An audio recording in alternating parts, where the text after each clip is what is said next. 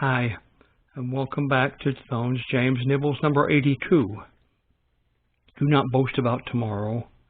Part 3 of 7. What is life is the question we're going to ask today. Wow, that's a biggie, isn't it? And we're talking about our time on earth.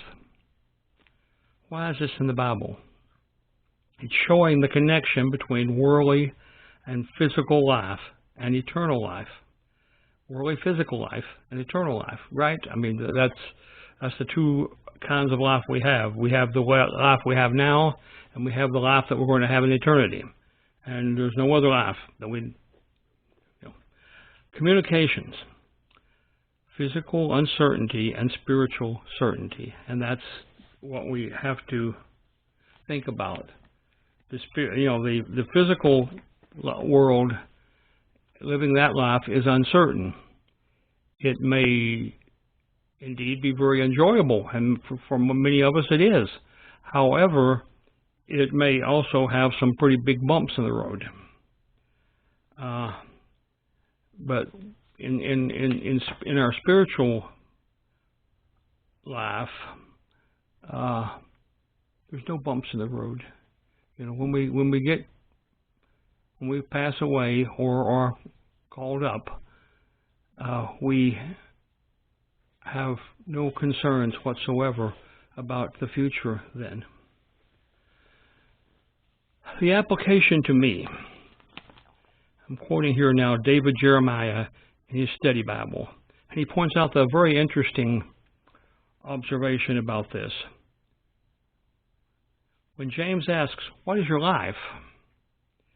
he is posing a question not about the origin or the essence of life, but about the time between birth and death. The Bible uses many metaphors to express the brevity and uncertainty of life. Trusting God is the only way for the believer to plan for an uncertain future. And so, we kind of, it's hard to argue with that logic that when God is saying, "What is your life?" to a person, when James is saying that from God, he's talking to an individual person who is living and standing in front of him or reading his epistle.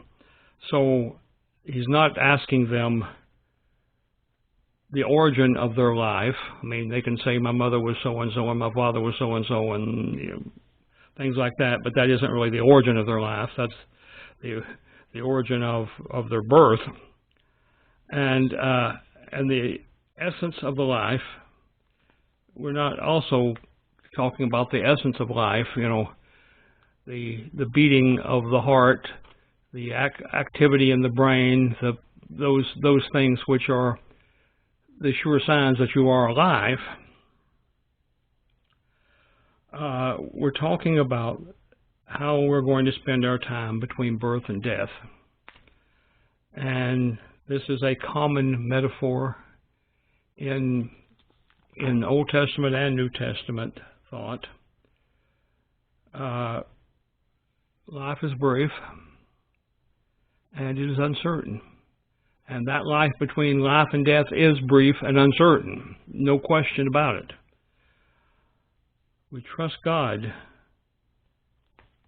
because He has the plan, the only plan which is actually going to be executed for us in the future of our earthly life. He leads us with, "Cherish all your life as a gift." And that's kind of a great philosophy, I think. Once we're saved, then our life is just a gift. We could be taken up immediately into heaven, but our earthly life remains as a gift to us. And what are we to do? We're to share that gift with others. What a beautiful thought. My response to this is, Lord, thank you for providing our physical life and a way of making it honoring to you while we await our eternal life with you.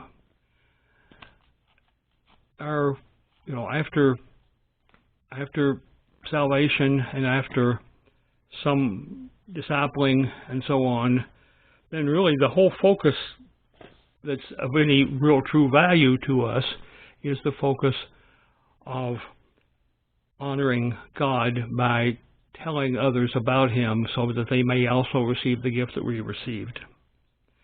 And that's to be our primary goal after that point.